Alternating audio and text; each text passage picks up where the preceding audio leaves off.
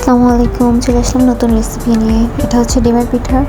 তার জন্য আমার লাগছে 2টা ডিম, ময়দা, বেকিং পাউডার, আর লাগছে চিনি পরিমাণ মতো, সাথে লাগবে লবণ পরিমাণ মতো।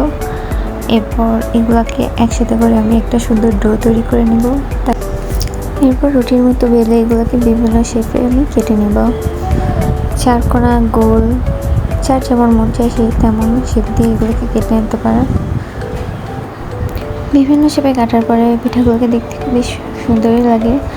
যাদের কাছে কুকি কাটার আছে তারা চাইলে কুকি কাটার দিয়েও কেটে নিতে পারেন। আমার কাছে ছিল না, তাই আমি নিজের ইচ্ছা মতো যেটা দিয়ে পেরেছি সেটা দিয়েই বিভিন্ন ডিজাইন করার চেষ্টা করেছি। তো দেখতে পাচ্ছেন, এরপরে আমরা পিঠাগুলোকে ভেজে নিলাম। পিঠাগুলো দেখতে যেমন সুন্দর তেমনই খেতে মুচমুচে।